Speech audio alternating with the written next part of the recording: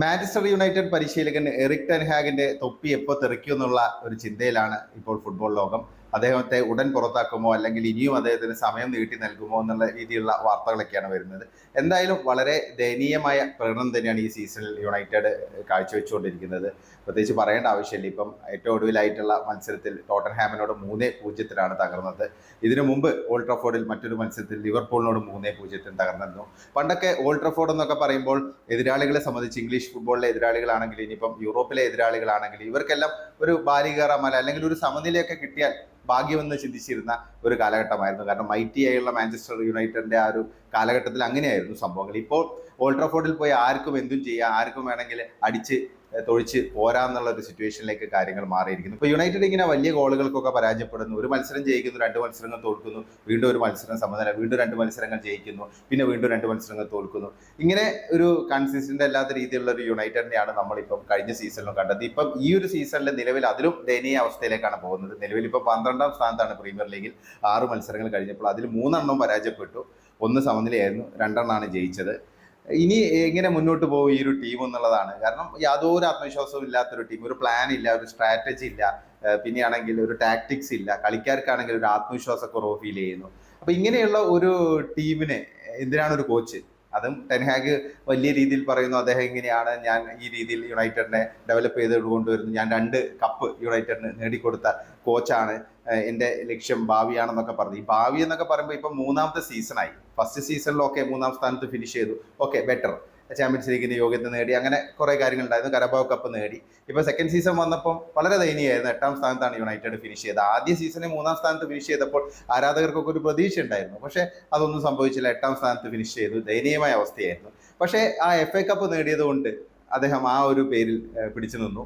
അല്ലെങ്കിൽ പുറത്താക്കേണ്ടതായിരുന്നു. ഒരുപക്ഷെ അത് നന്നായി. കാരണം അന്ന് അദ്ദേഹത്തെ പുറത്താക്കിയിരുന്നെങ്കിൽ ഇന്നിപ്പോൾ പറയായിരുന്നു ടെൻ ഹാഗ് ഒരു ലെജൻഡായിരുന്നു, 2 കപ്പൊക്കെ യുണൈറ്റഡിന് നേടിക്കൊടുത്ത കോച്ചാണ്, അദ്ദേഹം ഭയങ്കര സംഭവമായിരുന്നു എന്നൊക്കെ. ഇപ്പൊ എന്തായാലും അദ്ദേഹം തന്നെ എക്സ്പോസ് ചെയ്യപ്പെടുന്നു. കാരണം കളിക്കാരുടെ ഭാഗത്ത് മാത്രമല്ല പ്രശ്നം കോച്ചിന്റെ ഭാഗത്തുമുണ്ട്. അല്ലെങ്കിൽ കോച്ചാണ് യഥാർത്ഥ വില്ലൻ എന്നുള്ള രീതിയിലാണ് ഇപ്പം ചർച്ചകളൊക്കെ നടക്കുന്നത്. അതിന് ഉത്തരവുണ്ട്. കാരണം യാതൊരു ടാക്ടിക്കലായുള്ള ഒരു കൺസിസ്റ്റൻസിയും ടെൻ ഹാഗിന് യുണൈറ്റഡിന് വേണ്ടി കീപ്പ് ചെയ്യാൻ പറ്റുന്നില്ല. താരങ്ങളെ നല്ല രീതിയിൽ യൂട്ടിലൈസ് ചെയ്യാൻ പറ്റുന്നില്ല. ഇപ്പം ലോങ് ബോൾ കളിക്കാൻ മിടുക്കരായുള്ള, അതായത് കൗണ്ടർ അറ്റാക്കിന് മിടുക്കരായുള്ള താരങ്ങൾ കൂടുതലുണ്ടെങ്കിൽ അവർക്ക് ആ രീതിയിലുള്ള ഒരു ഗെയിം പ്ലാൻ ചെയ്യാണ് വേണ്ടത്. പക്ഷേ പലപ്പോഴും സംഭവിക്കുന്നത് ഒരു അവിയൽ വരുവാണ്. കുറച്ച് പൊസിഷൻ ഗെയിം കളിക്കുന്നു, കുറച്ച് കൗണ്ടർ അറ്റാക്ക് കളിക്കുന്നു. ഒരു കൃത്യമായുള്ള ഒരു റോളോ അല്ലെങ്കിൽ ഒരു ഐഡന്റിറ്റിയോ അദ്ദേഹത്തിന് ഇതുവരെ ഉണ്ടാക്കാൻ പറ്റിയില്ല. 3ാമത്തെ സീസണിലേക്കാണ് വരുന്നത്. ഫസ്റ്റ് സീസണോ സെക്കൻഡ് സീസണോ പോലെയല്ല. ഇപ്പം 3ാമത്തെ സീസണിൽ എത്തിയിട്ടും ആ ടീമിൽ ടെൻ ഹാഗിന്റെ ഒരു ഇംപ്രിന്റ് അദ്ദേഹത്തിന് ഉണ്ടാക്കാൻ പറ്റില്ല എന്ന് പറഞ്ഞാൽ പിന്നെ നമ്മൾ എന്താ പറയാ. ഇപ്പം റൊണാൾഡോയുടെ വിഷയം വന്നപ്പോഴും അല്ലെങ്കിൽ അതിനുശേഷം സാൻജോയുടെ ഇഷ്യൂ ആണെങ്കിലും ഡേവിഡ് ഡെ ഹെയുടെ ഇഷ്യൂ ആണെങ്കിലും ആ സമയത്തൊക്കെ പ്യുവറായുള്ള മാഞ്ചസ്റ്റർ യുണൈറ്റഡ് ഫാൻസ് ടെൻ ഹാഗിനൊപ്പം വന്നത്. അവർ ടെൻ ഹാഗിനൊപ്പം ഉറച്ചു നിന്നു. ടീമാണ് വലുത്, ടെൻ ഹാഗിന്റെ തന്ത്രങ്ങൾ ആ രീതിയിൽ മുന്നോട്ട് പോകും, അദ്ദേഹം ഒരു ഫ്യൂച്ചറിസ്റ്റിക് ആയിട്ട് ടീമിനെ ഡെവലപ്പ് ചെയ്യാനാണ് ശ്രമിക്കുന്നത് എന്നുള്ളൊരു കൺസെപ്റ്റിലാണ് നിന്നിരുന്നത്. പക്ഷെ ഇപ്പം കഴിഞ്ഞ ഒരു മാസമായിട്ട് അല്ലെങ്കിൽ 1-2 ആഴ്ചയായിട്ട് നമ്മൾ കാണുന്നത് ടെൻ ഹാഗിന് വേണ്ടി ബാറ്റ് ചെയ്ത പല ഫാൻസും ഇപ്പം ടെൻ ഹാഗിനെ തെറി പറയുകയാണ്, അല്ലെങ്കിൽ ടെൻ ഹാഗിനെതിരെ തിരിഞ്ഞിരിക്കുകയാണ്. കാരണം ഇനി ടെൻ ഹാഗിനെ സഹിക്കാൻ പറ്റില്ല, ഇത് ഓവറായി കഴിഞ്ഞു, ഇനി പറ്റില്ല എന്നുള്ളൊരു സിറ്റുവേഷനാണ് നിൽക്കുന്നത്. ഇനിയിപ്പോൾ ടെൻ ഹാഗിനെ പുറത്താക്കിയാൽ ആര് അദ്ദേഹത്തിന് പകരം വരും എന്നുള്ളതാണ് ഒരു ചോദ്യം. കാരണം ഈ ഒരു സിറ്റുവേഷൻ നിലവിൽ വലിയ പല കോച്ചുമാരും നിലവിൽ അവൈലബിൾ അല്ല. ഇപ്പോൾ അവൈലബിൾ ആയുള്ള ഒരു കോച്ച് തോമസ് ടുക്കലാണ്. തോമസ് ടുക്കൽ മികച്ചൊരു കോച്ചാണ്, നമുക്കറിയാം. ചെൽസിയുടെ കോച്ചായിരുന്നു അദ്ദേഹം, PSG പരിശീലിപ്പിച്ചിട്ടുണ്ട്. ഏറ്റവും ബയേണിന്റെ കോച്ചായിരുന്നു അദ്ദേഹം. വളരെ എക്സ്പീരിയൻസ് ആയ കോച്ചാണ്, ഒരു ബിഗ് പ്രൊഫൈലുള്ള ഒരു കോച്ചാണ്. അപ്പോൾ യുണൈറ്റഡിന് പൊതുവെ അനുഗുണമാവുന്ന രീതിയിലുള്ള ഒരു കോച്ചാണ്. അദ്ദേഹത്തിന് പ്രീമിയർ ലീഗ് എക്സ്പീരിയൻസ് ഉണ്ട്. പിന്നെ നഗൽസ്മാൻ ആണെങ്കിൽ നിലവിൽ ജർമ്മനിയുമായി കോൺട്രാക്ട് ആയി. ഇനിയിപ്പോൾ അടുത്ത ലോകകപ്പ് കഴിഞ്ഞ് അദ്ദേഹത്തെ നോക്കിയാൽ മതി.